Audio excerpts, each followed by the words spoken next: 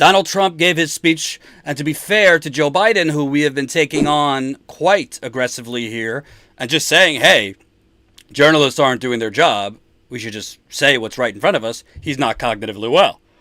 He can't complete sentences without forgetting where he is, not being able to articulate words, enunciate words. It's not a stutter, as he says. It's very clear he's been struggling.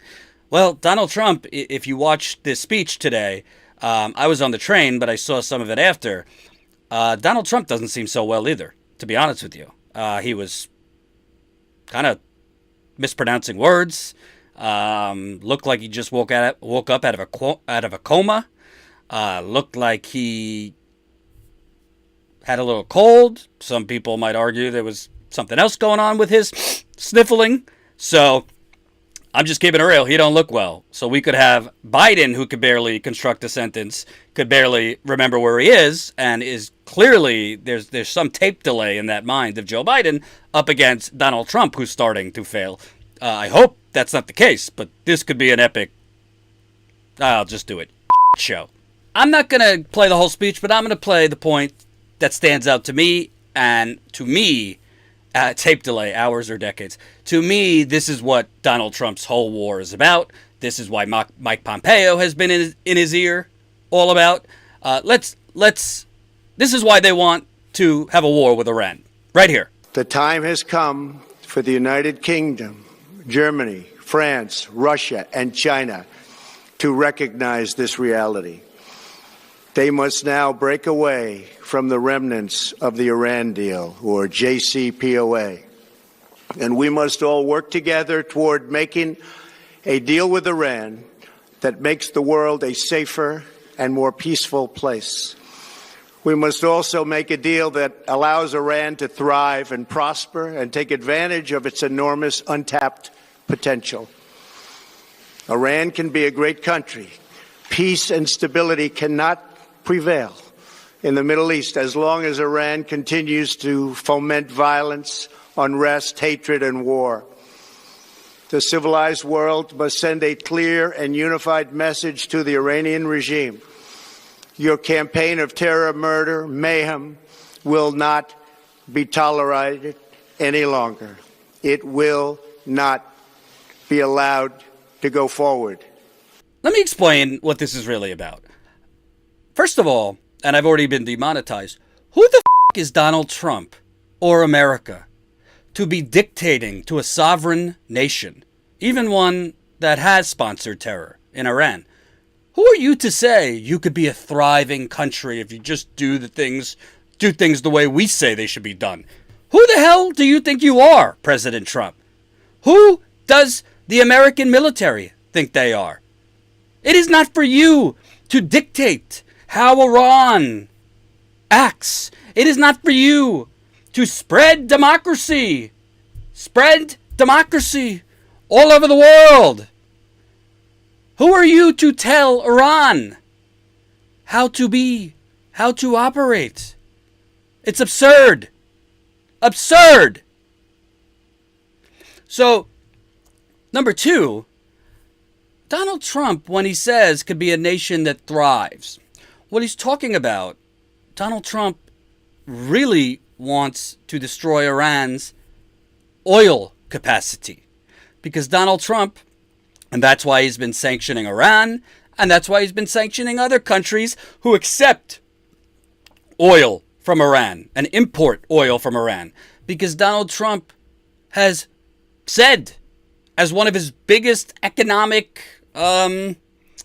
policies, is to make the United Corporations of America the number one oil exporter in the world. So when he says energy independence, no. The energy, meaning the fracked methane gas and oil that we are creating, which is destroying the planet, that is not for us. That is being sold to other countries. And the money is going into Donald Trump's donors' pockets and Democratic Party donors' pockets.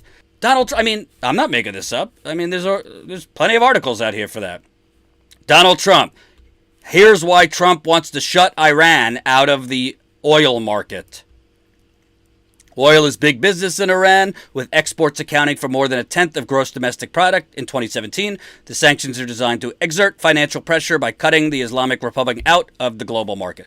Well, why would you want to cut the Islamic Republic, Iran, out of the global market? Because Donald Trump and the neocon military-industrial complex oil fanatics around him are basically trying to seize the world's oil. That's why they're trying to democratically help save Venezuela from the tyranny of its democratically elected leader, Nicolas Maduro, because we're trying to steal their oil. It's all about the oil. That's what this is about. You think Donald Trump cares that Soleimani was a, quote, bad guy? Please. Here's another one. U.S. will sanction whoever purchases Iran's oil. The United States will continue to impose sanctions on whoever purchases Iran's oil, conducts business with Iran's Revolutionary Guard, and no oil waivers will be reissued. Iran's crude oil exports were slashed by more than 80% due to reimposed sanctions by the U.S. after President Donald Trump exited last year's Iran 2015 nuclear deal. Oh, by the way, today he announced further sanctions.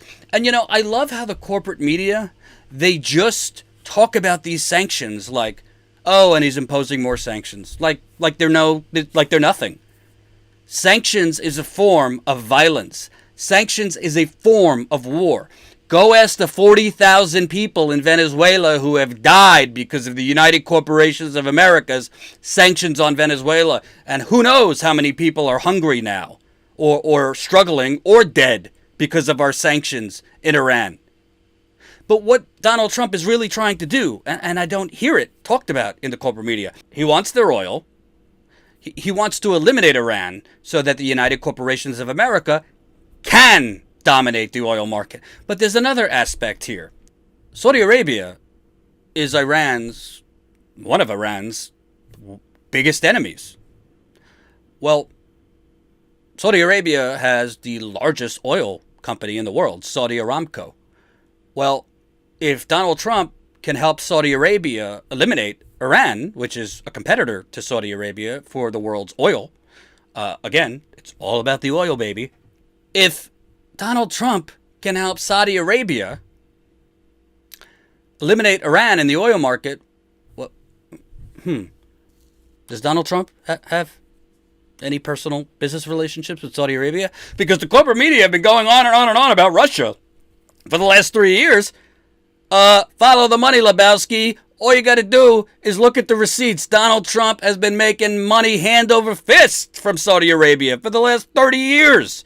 Donald Trump is trying to eliminate Iran from the oil market to help Saudi Arabia to put cash in his pockets. That is, if he does not go to jail if he loses the presidency, because the Southern District of New York is not playing.